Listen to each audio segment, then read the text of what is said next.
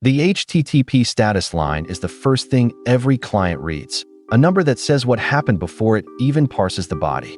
Get it wrong, and everyone downstream is confused.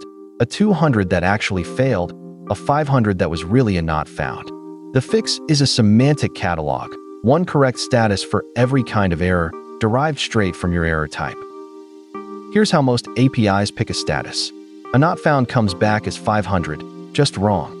This one returns 200 OK, with an error tucked inside the body, so the client thinks it succeeded.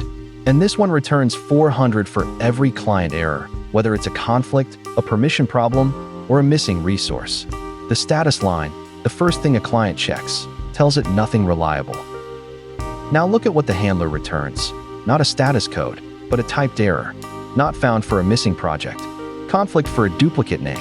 An invariant violation when a domain rule is broken. Forbidden when a policy says no. The handler never picks an HTTP number. Trellis derives it. 404, 409, 422, 403.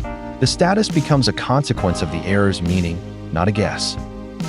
And it's not just those four, it's the whole catalog. Every error case has one correct default.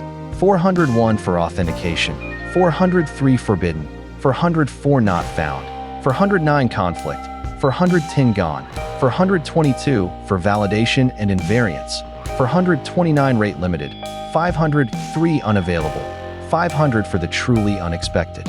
One more touch, name your resource collections, and a 404's instance field points at the real URL, /projects/the ID. Consistent on every endpoint. So the status catalog makes 3 promises. 1. Every error case has a correct default status, derived from its meaning. Your handler never hardcodes an HTTP number again. 2. That mapping is identical across every endpoint, so the status line finally means something a client can trust. 3.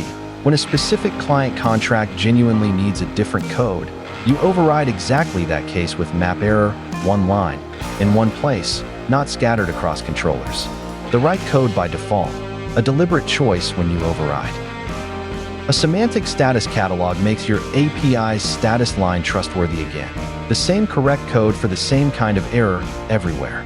Next, we put those status codes to work on a real concurrency problem, e-tags and if match, the standard way to stop 2 writers from silently overriding each other. Subscribe, and I'll see you there.